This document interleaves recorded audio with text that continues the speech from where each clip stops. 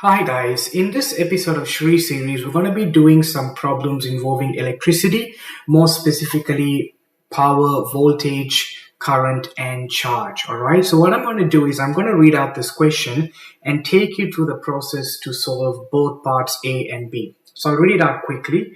A heating coil is rated at 2 kilowatts when 8 amps flows through it. When the heater has been turned on for 1 hour, calculate A, the potential difference across the heater, and B, the total amount of charge that has flown through the heater during its operation. All right. So before I go any further, we need to find out what information do we have here. All right. So we've got the power, which is 2 kilowatts. We've got our current, which is 8 amps. And we've got our time, which is 1 hour. All right. So what I like to do is I like to write down what information we've got here. We know power is 2 kilowatts, which is 2000 watts, because we know very well the conversion between watts and kilowatts, which is 1000. All right. So that's what it does here. So when you say 2 kilowatts, you just multiply it by 1000 and you get 2000 watts. We know our current, which is I, which is 8 amps. And we now need to find out my voltage, or in this case, they've given potential difference. Okay, so let's look at the formula that is required to solve this question. We know very well P is equal to V times I.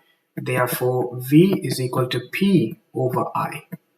And that's going to be 2000 watts divided by 8 amps, and that now becomes 250 volts.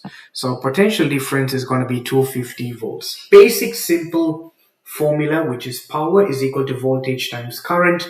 We make V the subject of the formula, which becomes power over current. Just remember, the power has to be in watts and not kilowatts. Hence, I converted 2 kilowatts to 2000 watts divided by 8 amps, and you're going to get 250 volts. All right, that's your potential difference. The next question is calculate the total amount of charge that has flown through the heater during its operation. Now, we know very well what is the connection between Q, which is charge, current, which is I, and T, which is time. We know very well Q is equal to I times T. All right. So therefore, what I'm going to do there is I've got I, which is 8 amps, and I'm going to multiply it by my T. Now, let's look at the time here. It says 1 hour. And we know very well time has to be expressed in seconds. So we know very well 1 hour is equal to 60 minutes, and 1 minute is equal to 60 seconds. So therefore 1 hour is 60 times 60, and you get 3600 seconds.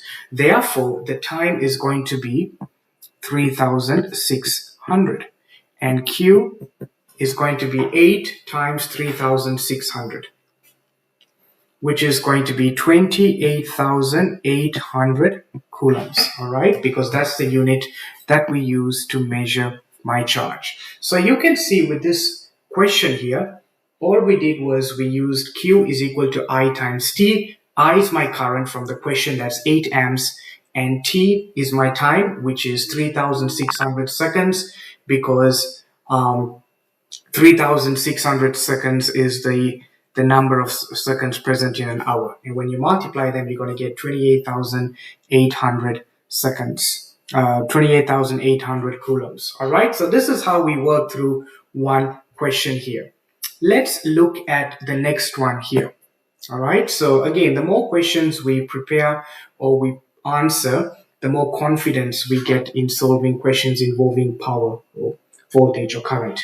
Okay, so let's look at this question. A rating of a battery is 1.2 volts and 1600 milliamps. So small m means milliamps. If it's capital M, it becomes mega amps. The battery is used for 1 hour. So we know that the time is going to be 3600 seconds only because we've used, we looked at the previous question where we know 1 hour has 3600 seconds. Sorry. Calculate the total charge passing through the battery. A rating of battery is 1.2 volts, 1600 milliamps, and the battery is used for 1 hour. Now, we know very well Q is equal to I times T. And what's my I? That's going to be 1600 times 10 to the power negative 3. Why? We need to convert that to amps. And then what we do there is we multiply it by my T, which is 3600, because we know very well 1 hour has 3600 seconds. So we go 1600 times 10 to the power negative 3.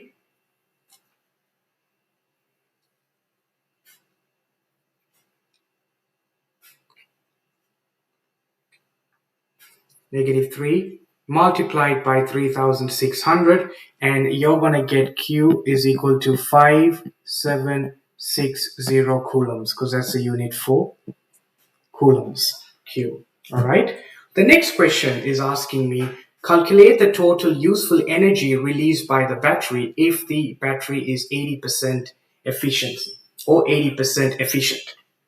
Now, we know very well that we can try to interchange here. We're in a situation where we know we've got P is equal to V times I, but the question is asking me for energy. All right. And we also are familiar with the fact that power is work over time. All right. So therefore, that energy is the W, the work that we're looking for, because energy is measured in joules and work is also measured in joules. So therefore, if I make W the subject of the formula, that's going to be W is equal to P times T. And we know very well P is equal to V times I.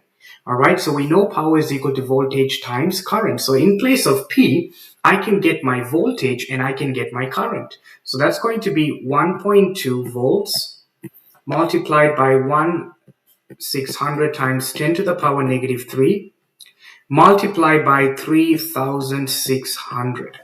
All right, so what I'm going to do is I'm going to get these numbers here. 1.6 or 1600 times 10 to the power negative 3 times 3600. And then I'm going to multiply it by 1.2. And my work or my energy is going to be 6912 joules. Now, assuming that that is 100%, that's going to be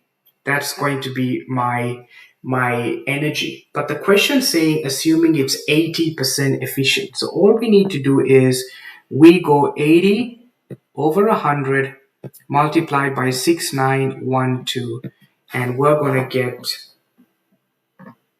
5530 joules. And that's how we work through this problem. All right. So you can see, if you're familiar with power equation, you're familiar with the work equation. So you got that one there, you get that there. And you're also familiar with the Q is equal to IT equation. Any question involving electricity, involving those points that have shown to you, becomes easy for you to understand. All right. Thanks for listening, guys. Bye now.